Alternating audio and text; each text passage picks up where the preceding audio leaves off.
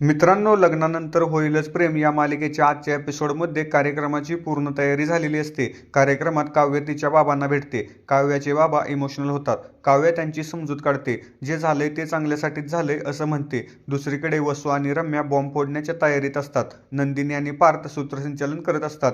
वसू त्यांची खिल्ली उडवते. पुढे पार्थ काव्य आणि जीवाला स्टेजवर बोलवतो. नंदिनी जीवाचं भरभरून कौतुक करते. नंदिनी काव्यावर विश्वास दाखवत म्हणते, तू नक्की IAS होशील. रम्या जीवा आणि काव्याचं सत्य समोर आणण्यासाठी उतावीळ झालेली असते. नंतर नंदिनी जीवा आणि काव्याला बोलायला सांगते. जीवा सर्वप्रथम आईबाबांचे आणि पार्थचे आभार मानतो. जीवा म्हणतो, नाट्याची इतकी श्रीमंती माझ्याकडे असतानाही देवाने मला ब्लँक चेक दिला. नंदिनी, तिच्यासारखी बायको मिळायला भाग्य लागतं. नंदिनी जर सोबत असेल तर कोणत्याही संकटाला मी सामोरं जाऊ शकतो. जीवा सर्वांसमोर बसून नंदिनीला मनातलं बोलतो.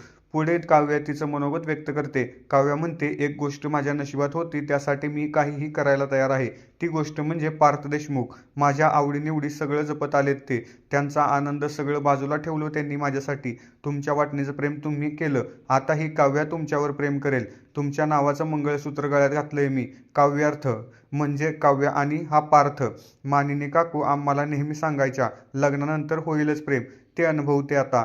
झालंच प्रेम. पुन्हा एकदा तुम्हा सगळ्यांचे मनापासून आभार. नंदिनी म्हणते, आजचा दिवस प्रेमाचा आणि नात्याचा. जीवा आणि काव्यासाठी सरप्राईज असतं. प्रोजेक्टरवर व्हिडिओ आणि फोटो सुरू होतात. सुरुवातीला मानिनी विक्रम, जीवा नंदिनी आणि काव्याचं कौतुक करतात. व्हिडिओ संपताच फोटो सुरू होतात.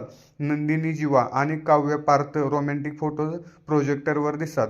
तेवढ्यात काव्य आणि जीवाचे फोटो सर्वांना दिसतात. दोघांचे फोटो बघून सगळ्यांनाच धक्का बसतो. आता उद्याच्या भागात काय होणार हे पाहणं उत्सुकतेचं ठरणार आहे. धन्यवाद.